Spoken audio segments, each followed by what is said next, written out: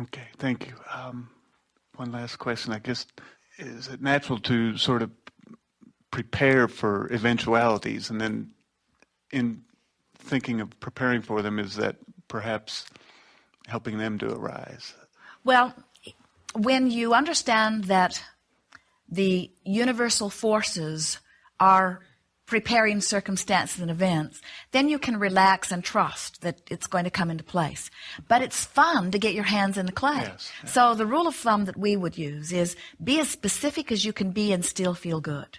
If you are visualizing to try to make things happen, then you're stepping on the universe's creative toes, so to speak. And there's an element of not trusting that is messing up your vibration and bogging everything down. But if you are visualizing because it's thrilling to visualize and because you love the sensation, frankly, of having an idea, not being sure of it, pondering it, getting more sure of it, seeing the universe deliver more data to you, getting more sure of it, and actually showing yourself that you can go from not being sure to being sure and feeling the energy that comes with all of that, yes. That's creating. That's hands-on creating, you see. Yes. We never want to give you the impression that deliberate creating is about sitting back and yawning and in a sort of bored state of being, just waiting for the universe to deliver the good stuff. There's no fun in that. You want to be queued up there where you're anticipating.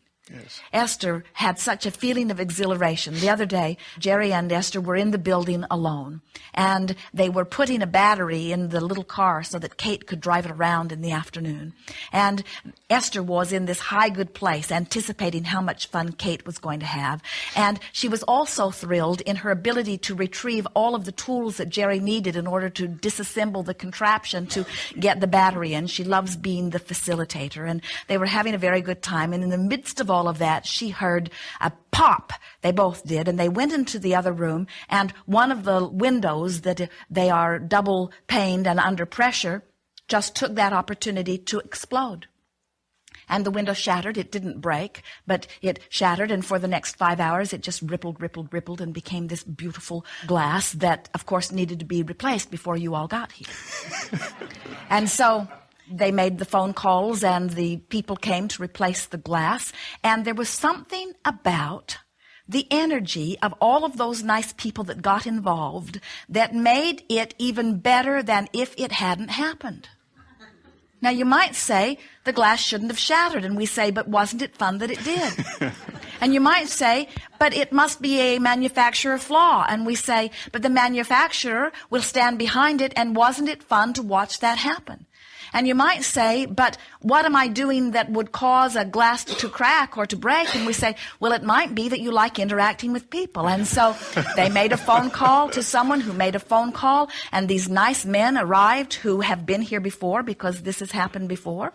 And they all know each other, and Esther is playing with them and watching them and interested in their technique and enjoying the skill with which they apply their craft, and are amazed at their ability and wanted so much to play with them.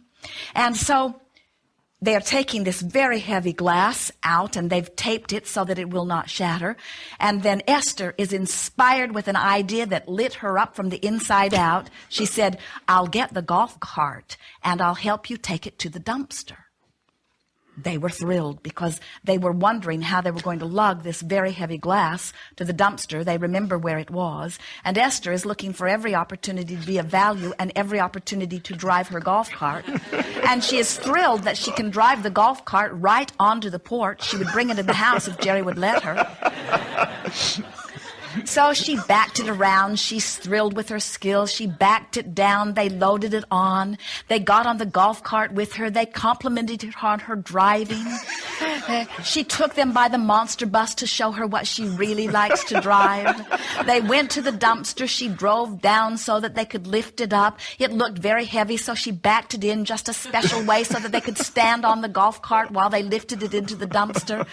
And Esther is so thrilled that that window broke.